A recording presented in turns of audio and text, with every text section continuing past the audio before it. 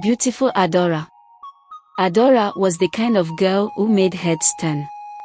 Tall, fair, and curvy, she had the kind of beauty that made men dream.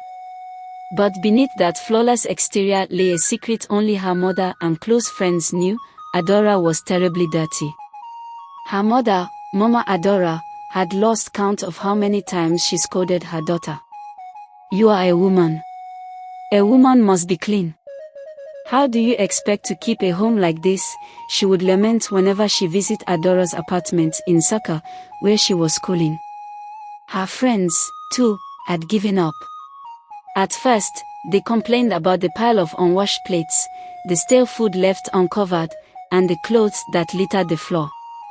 But when they found cockroaches in her kitchen, they stopped eating at her place altogether. Yet, no one could tell she lived this way. Once she stepped out, dressed in her finest, smelling like expensive perfume, the same men who would run at the sight of her room were the ones promising her marriage. One particular night, after a long day, Adora took a shower, a rare occurrence, before bed, and drifted into sleep. But at midnight, something cold and smooth slithered across her leg. Half asleep, she grabbed her phone and flashed the torch around. "Nothing. Maybe it's my imagination," she muttered, turning over to sleep. Morning came, and she stepped outside. She met a crowd gathered, chattering in alarm. "What happened?" she asked, squeezing into the crowd.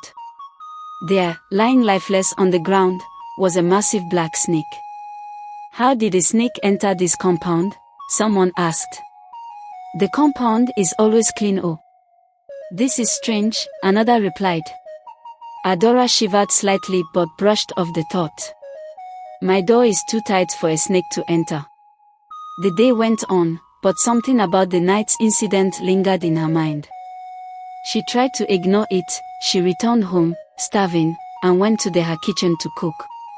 Opening a kitchen cabinet, she reached for an old, forgotten pack of seasoning when she saw a long, wriggling centipede. Her scream could wake the dead. She grabbed a broom, but by the time she turned, the centipede had vanished. Her heart pounded as she tore her apartment apart. And then, there it was, coiled under her bucket of water. With a swift, furious strike, she killed it. That night, she did something she hadn't done in a long time. She cleaned. And cleaned. And cleaned. By morning, her apartment shone like new.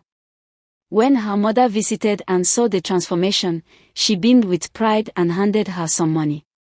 "Adora, you have made me proud. This is how a woman should live." Her friends, too, came over, clapping in disbelief. Finally, Adora the dirty beauty has changed, they teased.